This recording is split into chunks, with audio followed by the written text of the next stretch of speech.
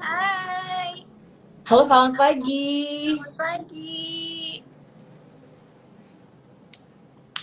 Oke,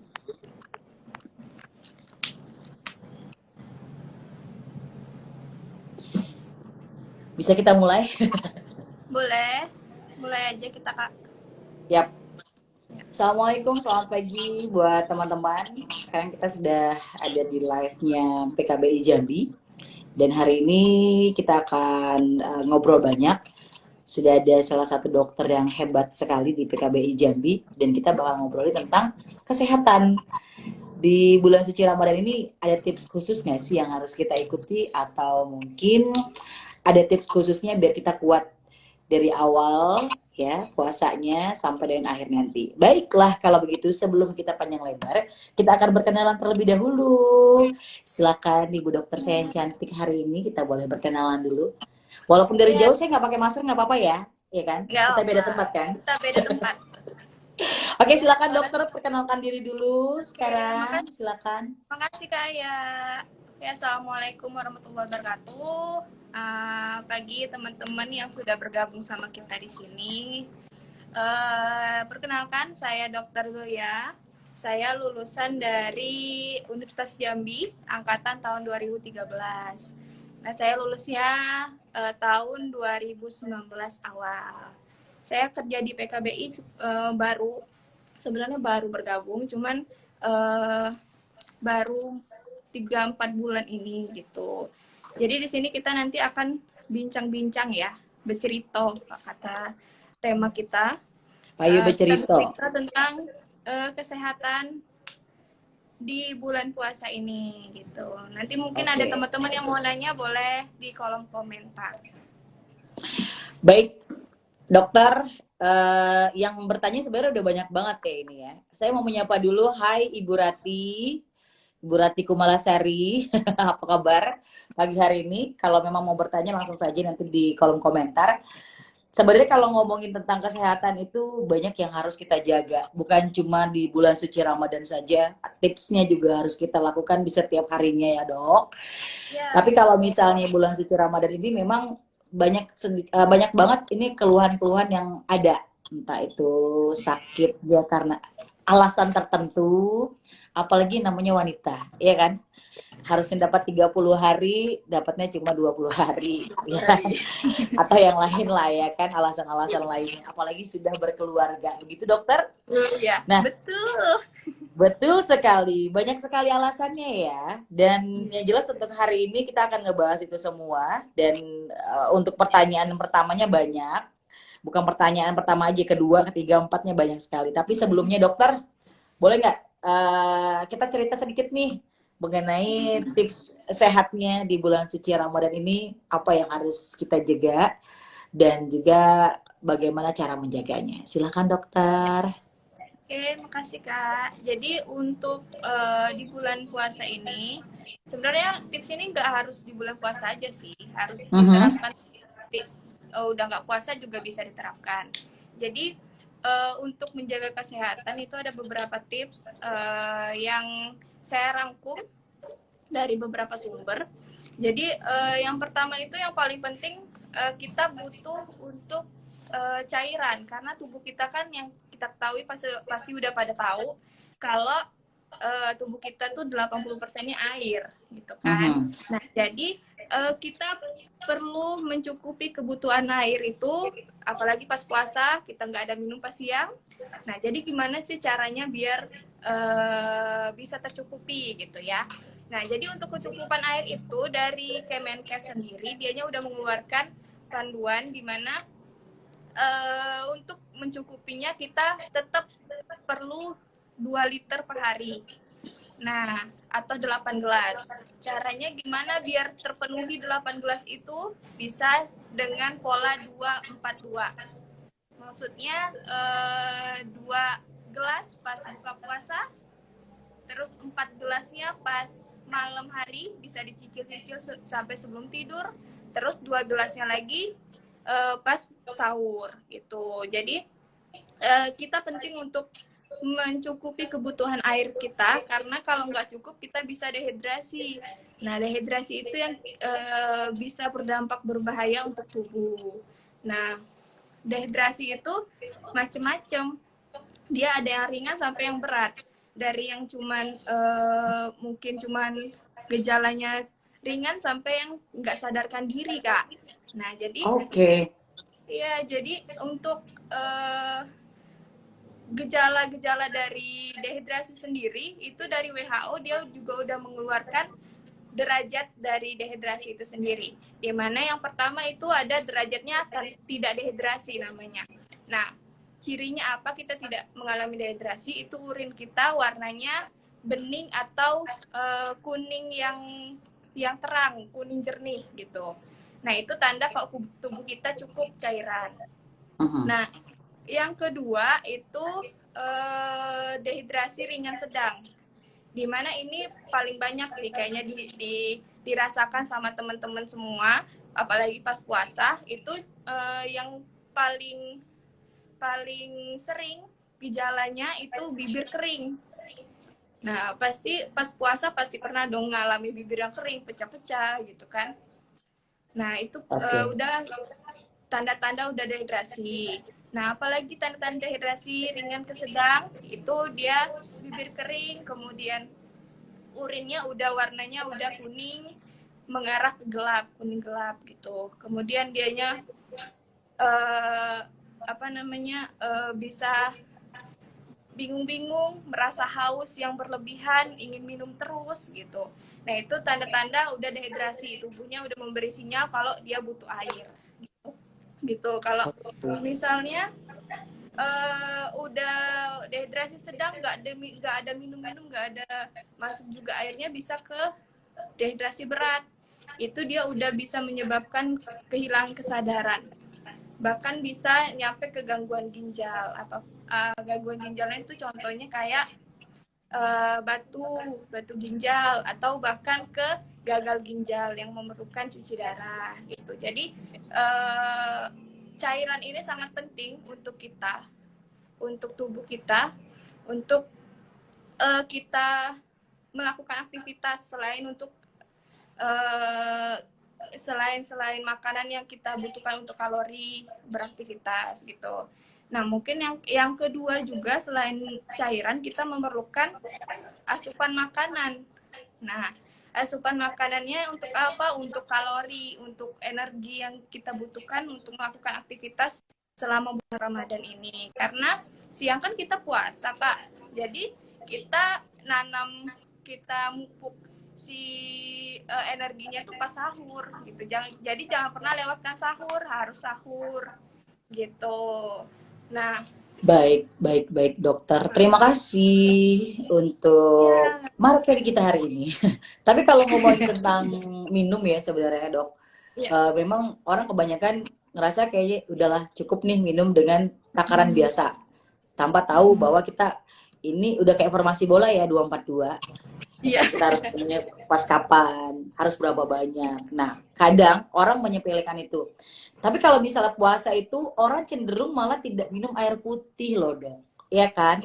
iya. Minum minum air putihnya itu Minumnya yang sedikit manis-manis ya. manis, ya kan? Kayak lagi ngaca kan manis banget kan. Iya. Abis minum itu rasanya nanti segar katanya. Tapi mereka harusnya mengimbangi dengan minuman-minuman yang pastinya seperti air putih.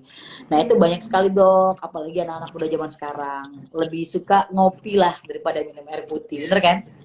Iya, Nah, Dok, betul. untuk mengatasi itu seperti apa, Dok? Ini buat anak-anak yang ya ABG atau mungkin ya seumuran kita juga itu yang hobi ngopi, ya kan abis buka bersama mereka ngopi di mana, nongkrong di mana. Tapi untuk minum air putih itu agak susah. Ada nggak cara tersendiri menyiasatinya biar mereka aware sama dirinya bahwa yang namanya minum air putih itu penting banget. Ya. Jadi untuk ngopi, terus sirup mungkin ya, kita kebanyakan buka puasa pakai sirup yang manis-manis, sebenarnya kurang dianjurkan. Kenapa? Karena tubuh kita kan pas puasa, terutama pas puasa itu dianya sedang pas siang hari dianya nggak ada aktivitas aktivitas sama sekali, tiba-tiba dimasukkan minum minuman yang manis-manis. Nah, itu membuat lonjakan dari si glukosa. Nah, lonjakan glukosa ini nanti dianya bisa, kadang ada kan yang habis buka malah ngantuk kayak gitu. Nah, Benar. iya, itu bisa gara-gara lonjakan glukosa yang sangat tinggi sehingga tubuh memfokuskan oksigen yang dihirupnya tuh ke bagian bagian pencernaan. Nah, karena eh, pencernaannya ke bawah, oksigennya ke bawah sehingga oksigen yang ke otak tuh menurun, maka dia jadi ngantuk. Nah, solusinya gimana? Ya sempet-sempetin, karena nggak ada pengganti air putih tuh nggak ada gitu. Oke, ini sama hal dengan Ya, pertanyaan kenapa abis berbuka malah bikin ngantuk ya, bukan tambah semangat buat taraweh. Karena itu ya, tadi kali ya, karena habis minum teh manis, es teh, abis itu ya, makannya nasi, ya kan, 2 piring. Itu bukan ngantuk lagi, tidur habis itu, ya kan? Tapi gini deh, kalau misalnya untuk kecukupan air minum tadi tergantung dari orangnya sendiri. Kalau bisa ya diikutilah formasi yang seperti tadi, biar nanti kita puasanya lancar, buka puasanya pun enak, tarawehnya pun tetap bisa dilaksanakan sampai dengan tadarusan, ya kan? Nah, kalau misalnya buat orang yang penderita mah, kita ngomongin yang penderita mah nih, kayak saya kan mah, dan alhamdulillah sih lancar-lancar saja. Kalau orang bilang, aduh kalau makan sedikit nanti perutnya sakit, atau mungkin kalau makan kebanyakan juga malah cenderung sakit ya dok ya. Itu ada tips khususnya nggak sih dok buat orang-orang yang punya penyakit emah tapi tetap aman dan nyaman ketika berpuasa, terus juga nantinya berbuka puasanya juga aman, kira-kira harus minum apa dan makan apa terlebih dahulu dok, silakan. jadi kalau untuk emak sebenarnya nggak ada bedanya sama tips-tips di luar bulan Ramadan gitu. Jadi sama aja. Contohnya misalnya dia sakit mah, dia berarti nggak boleh lewat sahur sama sekali. Pas sahur juga dianya harus menunya menu yang lengkap agar produksi asam lambungnya bisa stabil gitu. Terus pas buka puasa dia nggak boleh langsung hajar 2 piring 3 piring. Oke. Iya, jadi kalau untuk orang-orang yang mengalami asam lambung, dianya harus makannya perlahan. Jadi appetizer-nya dulu dimakan, nanti jeda sholat dulu. Nah, sudah sholat, misalnya 15 menit, 30 menit selesai sholat, baru makan yang besar, makan nasi itu. Jadi perlahan, sehingga asam lambungnya tuh nggak naiknya drastis. Nah, malah kalau langsung dihajar dengan makan makanan yang banyak, itu malah dia jadi peningkatan asam lambungnya jadi drastis, itu yang malah bikin begah, kadang nyeri ulu hati gitu. Jadi itu penyebabnya. Jadi makannya sedikit-sedikit, perlahan, dan juga jangan makan makanan yang memicu meningkatnya asam lambung, kayak apa, kayak soda, makan makanan yang terlalu asam atau terlalu pedas gitu, itu dikurangin gitu. Dan Oke, jangan berarti itu. tiduran pas selesai makan, karena itu bisa membuat asam lambungnya naik ke kerongkongan, jadi penyakit baru lagi, namanya GERD, Oh my god. gastroesophageal reflux disease. Jadi kalau bisa sewajarnya nih dok ya, kan mungkin mereka merasa, aduh habis makan ngantuk banget. Apakah 1 jam atau 2 jam baru mereka bisa rebahan atau gimana nih dok? Kalau rebahan 30 menit 1 jam udah boleh kok. Udah boleh. Ini habis makan langsung rebahan, bingung kita ya. Iya, kan ada yang gitu. Apalagi aku sahur kan ngantuk ya. Benar, nah itu tuh, itu dok, saya mau nanya itu. Jadi kan kalau misalnya sahur kan agak bingung nih sebenarnya. Kalau makannya terlalu sedikit nanti lapar habis sore, katanya gitu kan. Ya, Kalau makan kebanyakan habis makan tidur, ya kan subuh tidur. lewat, ya kan. Nah, yang bagusnya apa yang kita konsumsi di saat sahur, terus kira-kira berapa lama nih waktunya kita istirahat setelah sahur, ya pastinya habis subuh kan. Tapi biasa kalau habis subuh tuh tetap begah kalau misalnya kita habis makan, karena kan itu jam 4 kan biasanya kan untuk sahur. Jam 5 itu masih begah sih sebenarnya. Ada tips khususnya nggak sih dok buat bisa mengatasi itu? Kalau tips khusus makanan yang dikonsumsi itu disarankan untuk yang makan makanan gizi seimbang. Apa aja itu? Jadi isinya karbo, protein, sama sayur mayur atau buah-buahan. Nah, porsinya yang dibeda-bedakan. Nah, misalnya nih satu piring bulat dibagi dua, setengahnya sayur mayur atau buah-buahan. Nah, setengahnya lagi dibagi dua antara karbo sama protein. Dua per tiganya karbo, sepertiganya protein. Nah, disarankan makannya begitu. Proteinnya bebas apa aja. Tapi kan orang kan beda-beda ya. Ada yang dianya bisa makan berat pas sahur, ada yang nggak nafsu makan berat, dia cuma minum aja, mungkin ada yang kayak gitu. Nah, kalau orang yang kayak gitu disarankan untuk konsumsi susu satu Hmm. gelas, kemudian boleh makan kacang-kacangan, itu boleh, karena kacang-kacangan untuk mengganti yang tadi yang gizi seimbang tadi bisa gitu, atau oat atau apa makan makanan orang yang diet-diet ya. Oh Jadi gitu ya. itu sarannya diganti yang kayak gitu gitu. Jadi jangan nggak makan sama sekali, malah nanti tambah parah ininya asam lambungnya kalau nggak makan sama sekali gitu. Iya karena kan gitu dok. Berusaha untuk bisa mengikuti pola makan yang seimbang tapi lapar, ya kan? Terus kalau misal tidak seimbang ngantuk jadinya kan males-malesan. Ya.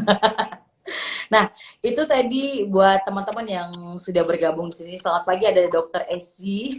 Ini ada Dokter Gigi juga nih lagi gabung ya. Terus Lagi juga ada dong. dan oh dari Mama Tumpeng mau tanya bayar. Mama Tumpeng nanya dong katanya, waktu yang tepat untuk berolahraga di bulan puasa kapan ya dok? Aduh, ini saya harusnya nanti loh pertanyaannya. Kenapa? Karena olahraga kan soalnya. Agak bingung dok buat olahraga itu. Karena kan secara puasa lemes banget. Nanti kalau misal olahraga, lemes nih, haus, batal gitu kan, lapar. Tapi kalau misalnya orang yang suka olahraga, dan kayak kalau puasa nggak olahraga, nggak bisa. Waktu yang tepat itu seperti apa? Nah, Mama Tumpeng udah nanya nih, silakan dijawab. Ya, jadi untuk waktu olahraga pas puasa itu disarankan setelah buka. Nah, Hmm, kapan 1 sampai 2 jam setelah buka puasa. Dan durasi olahraganya itu cukup 30 sampai 60 menit aja. Gitu. Jadi jangan yang berat-berat banget. oh iya iya iya, terkadang kan gitu. Olahraganya juga kayak jogging, kayak sepedaan atau jalan santai gitu-gitu aja. Oke, itu ya dari Mama Tumpeng. Hebat loh Mama, masih olahraga loh sampai dengan saat ini. Makasih ya Mama pertanyaannya. Baik, nah ini nih, eh ada juga persoalan kalau misalnya tadi kita makan sahurnya memang tidak tidak dengan gizi yang seimbang tadi, ya kan? Apa kita lahap ya kan? Ada telur, telur kita makan. Ada ayam, ayam kita makan ya kan? Atau mungkin telur, ayam, ikan kan semuanya kita makan. Terus nasinya dengan porsinya bukan setengah tadi, ya kan? Sayur nggak ada. Satu piring. Otomatis kan pastinya berat banget kan cobaan itu kan. Pasti ngantuk banget dok. Nah, ini ngantuk sepanjang puasa. Ini pertanyaan juga nih. Ini pertanyaan dari Neno DR. Solusinya gimana dok untuk mengatasi ngantuk sepanjang puasa? Padahal aktivitas banyak banget gitu loh. Ya. Jadi untuk ngantuk pas bulan puasa itu penyebabnya ada beberapa penyebab. Yang pertama karena glukosa dalam tubuh kita turun, kemudian oksigen dalam yang mengarah ke otak juga menurun, atau pola tidur yang nggak teratur karena bulan puasa. Jadi kan biasanya Oke. tidurnya malam, bangunnya siang, tiba-tiba harus sahur, jadi terganggu pola tidurnya. Nah, untuk mensiasatinya gimana? Jadi untuk mensiasatinya tetap pola tidurnya dulu yang diatur. Pola tidurnya diatur, kita normalnya untuk orang dewasa itu pola tidurnya 7 sampai 8 jam per hari. Nah, jadi Mm-mm. diaturnya di mana? Mungkin siang ada waktu luang, waktu istirahat karena nggak ada makan siang, jadi diganti tidur siang gitu. Bisa 30 menit atau 1 jam. Nah, sisanya itu malam. Jadi tidur malamnya dicepetin. Kan kalau biasanya mungkin tidurnya jam 11, jam 12 gitu. Boleh dicepetin jadi jam 9, jam 10 gitu. Menjelang nanti dicukupin 6 jam sebelum sahur gitu. Nah, terus solusi yang lain juga kita peregangan. Kenapa peregangan? Karena kalau pada seminar kan ada ice breaking tuh Kak, untuk Iya biar benar. pesertanya nggak ngantuk gitu kan. Nah, jadi peregangan itu diharapkan bisa meningkatkan suplai oksigen ke otak, makanya dia nggak ngantuk lagi karena suplai oksigen ke otaknya tercukupi gitu. Baik, Atau baik, cuci baik. muka juga bisa biar dia sadar gitu kan. Tadarusan sih sebenarnya ya kan dok, ya Oh iya bisa sekalian ya sih. kan, bisa biar jadi tetap melek. Berpahala juga sih. Ini sebenarnya yang biasa memang terjadi ketika di bulan suci Ramadan. Entah itu ngantuk lah, entah itu kelaparan, entah kita aus juga. Berarti yang dirubah itu adalah polanya, bener ya dok ya? Kalau polanya udah benar dari Polanya cara benar cara disesuaikan. minumnya, benar cara minum, istirahat dan juga pola makan sih sebenarnya. Karena gimana ya dok, namanya kita kan puasa lapar banget ya kan. Jadi Ya. pas lihat ngabuburit keliling-keliling kan makanan banyak, semua dibeli, semua pengen dimakan gitu kan. Tapi Iya. ternyata pas sudah dimakan semua jadi begah dan akibatnya susah buat ngapa-ngapain. Jadi polanya tadi udah dikasih tahu tuh sama ibu dokter kita. Ada lagi pertanyaannya dan ini sama nih pertanyaannya dengan Gerian dan zenin.id. Tips makan obat 3 kali sehari dong Bu Dok di bulan puasa. Oke.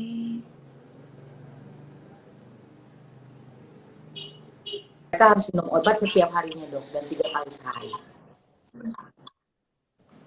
Ya, jadi untuk obat yang aturan pakainya 3x1 atau 4x1 dan seterusnya, itu diminumnya 1 kali pas sahur, 1 kali pas buka, 1 kalinya pas sebelum tidur.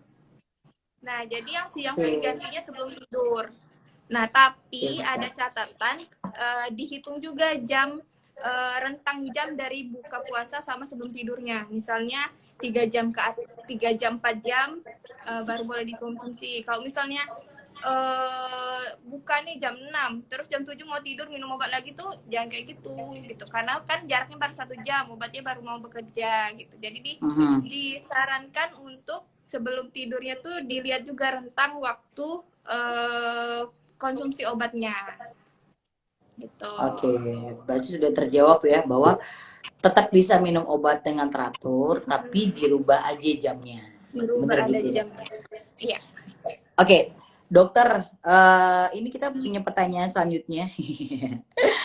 Ini ya ada kadang saya tuh suka bingung juga sendiri. Masalah ini nih, cewek kan biasa ada yang namanya mens gitu ya. Eh, jadi kan ini kalau misalnya kita dapat flek gitu kan, apakah itu masih disebut dengan namanya mens atau enggak? Karena kan mau ngelanjutin puasa kan agak susah ya. Ini saya bisa puasa atau enggak gitu loh. Iya. Iya. Sebentar dok, saya jawab pertanyaan Rabiatul Oh, Rahmi. boleh. Iya. Kak Ayah ini Rahmi, kakak kosong nggak sore ini kosong sayang. Sebentar ya sayangnya. Kita live dulu sebentar. Nanti kita lanjut lagi. Sibuk Oke. ya. Silakan dok. Ya. Jadi untuk flek itu masih secara medis itu masih dianggap bagian dari menstruasi. Nah, jadi flek itu kan warnanya biasanya kecoklatan ya kak ya. Coklat itu bisa jadi darah mens tadi yang dianya keluarnya secara lambat. Nah, jadi dia ketinggalan sama teman-teman yang lainnya, dia lambat keluarnya. Nah, apalagi biasanya orang-orang yang mens ini untuk hari-hari udah terakhir-terakhir kan mensnya dikit tapi kok makin itu lama banget gitu kan. Nah, jadi Jadi darah mens itu dianya keluarnya ada yang lambat, ada yang cepat, ada yang cepet banget. Jadi tergantung dari orang masing-masing. Nah, flek itu masih dibilang sebagai menstruasi, sisa menstruasi gitu. Jadi masih belum bersih mensnya, yang luruh, darah-darah yang luruh tuh masih belum bersih, masih ada yang tinggal di dalam gitu. Berarti itu masih mens ya, Dok? Masih dianggap mens secara medis. Oke, berarti belum bisa berpuasa. Nah, pengen tahu nih, Dok. Ini kan kadang kita buat jarak mensnya itu kan ada yang 7 hari, ada yang 10 hari bahkan lebih. Bahkan sampai ada 12 sampai 15 hari loh. Itu masih kayak flek-flek gitu. Nah, itu gimana tuh, Dok? Sedangkan ya kita mau berpuasa nih. Apakah ada cara khususnya atau memang kita harus tetap melanjutkan saja, tetap tidak berpuasa, atau mungkin apakah minum obat dan lain sebagainya? Ya, kalau kasusnya kayak gitu, berarti kita perlu pemeriksaan lebih lanjut ya, Kak. Karena kan dianya udah lebih dari 10 hari. Nah, itu termasuk jangka jangka mensa itu udah lama banget. Jadi perlu pemeriksaan lebih lanjut mungkin di USG atau diperiksa secara lanjut lagi apa penyebabnya. Apakah benar darah itu dari rahimnya atau enggak gitu. Jadi kalau kayak gitu konsulin aja ke dokter, boleh ke dokter umum, boleh langsung ke dokter kandungan biar diperiksa secara mendalam lagi gimana kasusnya. Oh, mohon maaf, kita pertanyaan udah serius banget ya, Dok ya, mengenai menstruasi dan lain sebagainya. Ada pertanyaan dari Ibu Direktur, kau udah puasa tapi berat badan tetap nggak turun ya, Dok? Mohon maaf, mungkin pola makan, Mbak. Ya tapi emang gitu loh. Kadang orang beranggapan apa diet nggak? Tenang, bulan depan puasa, gitu Puasa. kan? Bulan depan puasa. Alibinya adalah setelah puasa nanti berat badan turun. Tapi jangan sedih, berat badan makin nambah. Saya juga bingung terkadang ya. Juga nggak tahu, padahal lebaran masih lama, tapi berat badan tetap aja nambah terus. Gimana tuh, Dok? Saya juga bingung nih, Dok. Jadi kenapa? Karena kalori yang kita konsumsi setiap harinya mungkin pas puasa malah bertambah karena nafsu nafsu makan yang meningkat pas puasa gitu kan. Jadi kalau mau turun berat badan kan kalorinya harus diturunkan. Nah, sedangkan Benar. kita pas puasa makannya masih jadi lebih rakus. Jadi malah ningkat tuh kalori yang dikonsumsi. Bener kan? Jadi kan kayak, oke, aku tadi nggak makan seharian. Kayaknya untuk mencukupi, aku harus makan lagi, makan lagi, makan lagi. Nah, itu pertanyaan yang sudah dijawab langsung ya Ibu Erlina Erika. Nah, ini ada lagi nih Mas Wahyu. Berat badan aku bulan puasa nggak ngaruh Kakak. Ya itu tadi sudah dijawab sama dokternya ya Kak. Ya kan? Makanya makannya harus teratur. Pola makannya harus bagus kayak aku. Makan Iya. setengah, 1 jam sekali tapi rutin ya Kak. 1 jam. 1 jam sekali. Lebih dari Tapi obat ini ya Kak ini ya. bener lah. Ini bener gak sih kalau misalnya kayak gini nih, pengen banget buat makan kan jadi nggak terlalu banyak. Jadi ketika buka puasa minum air hangat, terus yang dimakan dulu adalah buah. Ngaruh nggak sih kalau misalnya orang mah dok, apa makan buah dulu, baru makan kue-kue atau juga makan nasi? Tergantung buahnya Kak. Buahnya terlalu masam atau enggak. Kalau misalnya dia terlalu masam itu bisa berpengaruh. Cuman kalau misalnya buahnya kayak semangka, kayak apel itu nggak apa-apa, malah bagus karena dianya menstimulasi asam lambungnya secara perlahan untuk meningkat gitu. Kayak yang tadi Oke. dibilang kan kalau orang-orang yang dengan asam lambung disarankan untuk makannya perlahan. Jadi appetizer-nya dulu, istirahat, baru main course gitu. Kadang nggak bisa ya dok ya, kita udah makan buah, masih lapar loh gitu kan. Masih Tetap lapar dong gitu. pancingnya dong, ya kan lumpia, ya kan, terus juga Iya. roti-rotian. Jeda sebentar sholat, masih lapar langsung nasi. Kadang itu tuh yang bingung tuh, berat badan nggak turun juga, ya kan. Terus makan makin banyak. Tapi yang jelas buat kayak saya nih, ya kan, yang berat badannya di atas 70 ya kan.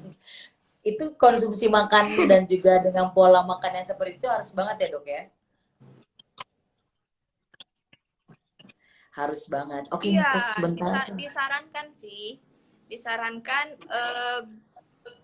biar biar puasanya lancar gitu. Baik, baik, baik. Dan di sini sudah banyak yang bergabung. Ada Uda Surip, ya pemilik rendang sama Uda. Banyak makan dendeng jadi gemuk kakak. Mohon maaf, dendengnya berapa kilo kak? Ya kan? Iya kan dok? Nih, banyak makan dendeng jadi gemuk. Dok, kalau seandainya nih pas buka puasa, itu kan tadi banyak makanan tuh, entah dendeng, rendang, dan lain sebagainya. Itu konsumsi yang berlebihan itu malah bikin jadi apa ya? Apa panas perut ya? Apa sih jadi kayak ganggu juga kan dok? Begah. Begah Ah, kan dok? iya, sama Nah ini kayak nih. tadi ya, yang saya bilang kalau makan dari perut yang benar-benar kosong, tiba-tiba masuknya banyak banget, itu kan terjadi lonjakan dari asam lambungnya. Nah, si asam lambung itu yang bikin perutnya jadi nggak nyaman, tak begah, entah nyeri ulu hati, padahal udah makan nih ceritanya gitu.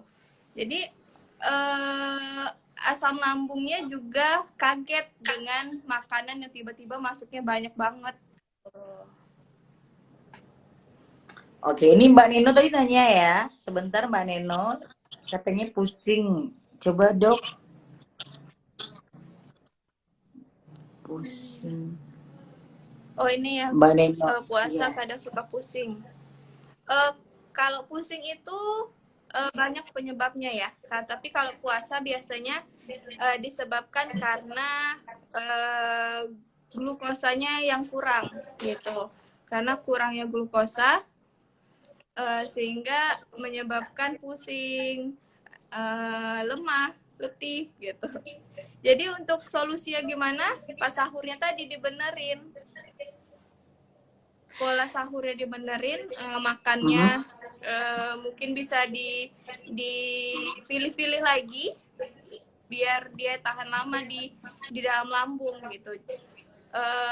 Seperti misalnya makan makanan yang tinggi lemak sama tinggi gula, itu sebenarnya untuk Oke. di lambung dianya cepat untuk diserap sama usus. Jadi dianya cepat lapar lagi walaupun pencernaannya untuk dicerna di dalam lambung tuh dia lama, tapi setelah tercerna dia cepat terserap. Nah itu yang bikin lapar lagi gitu.